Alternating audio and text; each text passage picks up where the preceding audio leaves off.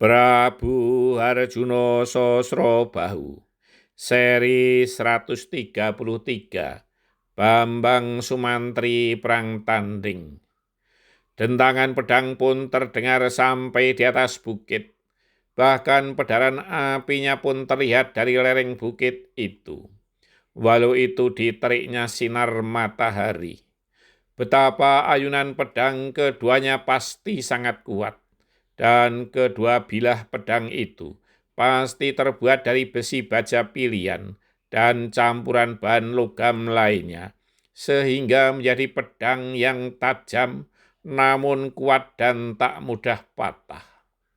Pertarungan keduanya semakin lama semakin cepat, sehingga keduanya hanya nampak bagai bayangan yang berloncatan saling menyerang dan bertahan.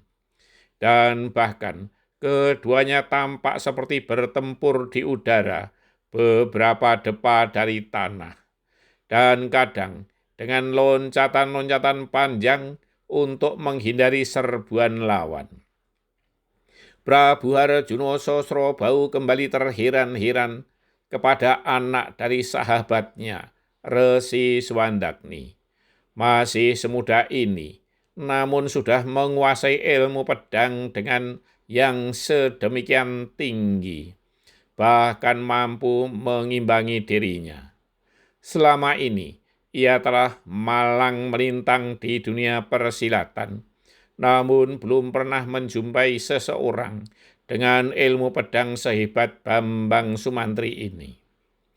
Serangannya sangat berbahaya dan pertahanannya sangat rapat. Beruntung, Prabu Harjuno Sosrobahu pun menguasai ilmu pedang pula. Jika tidak, tentu sudah menjadi korban keganasan serbuan pedang Bambang Sumantri. Semua penonton terpukau dengan pertarungan pedang kedua kesatria sakti mandraguna tersebut. Bahkan, para pendekar yang mengandalkan pedang sebagai senjata utamanya pun kagum dengan yang mereka saksikan. Bambang Sukrosono tak berkedip menyaksikan pertarungan di tengah arena.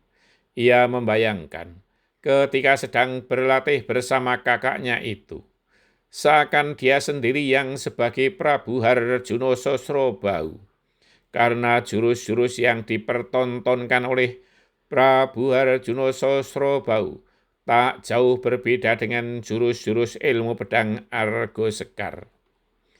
Kitanu pun sangat kagum kepada Senopati Agung yang masih sangat muda itu.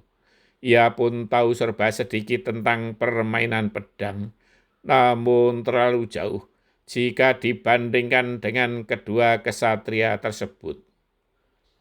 Tidak ada tepuk tangan, apalagi sorak-sorai, karena semuanya terpukau dengan yang mereka saksikan. Semua penonton terkejut ketika hampir bersamaan keduanya meloncat mundur dan kemudian berdiri berhadap-hadapan. Baru sesaat kemudian terdengar tepuk tangan yang riuh dari hampir seluruh penonton. Permainan pedang yang sungguh menakjubkan. Cukup, sungguh hebat permainan pedangmu, Sumantri. Aku ingin tahu, apakah kau juga menguasai ilmu bermain tombak? Ambil tombak, kita bertarung dengan tombak, pinta Prabu Harjuno Sosrobahu. Terlihat Bambang Sumantri mengangguk hormat dan kemudian minta kepada kusirnya untuk mengambilkan tombak. Demikian pula Prabu Harjuno Sosrobahu dan kemudian menyerahkan pedangnya kepada kusirnya. Kini, kedua petarung sakti itu telah memegang masing-masing sebatang tombak. Pasti keduanya adalah tombak pilihan pula.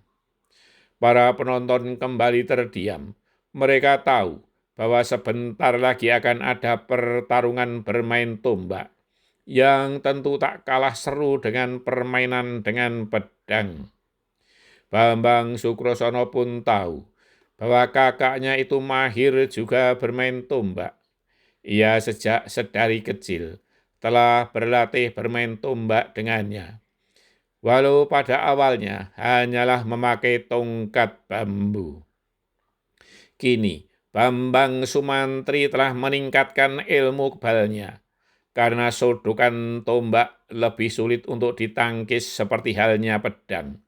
Apalagi tombak di tangan Prabu Harjuno Sosrobau, yang pasti dilambari ilmu yang tinggi.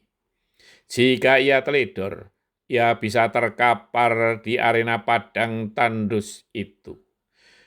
Ilmu kebal ditingkatkannya yang semakin meningkat, semakin menimbulkan hawa panas dari tubuhnya.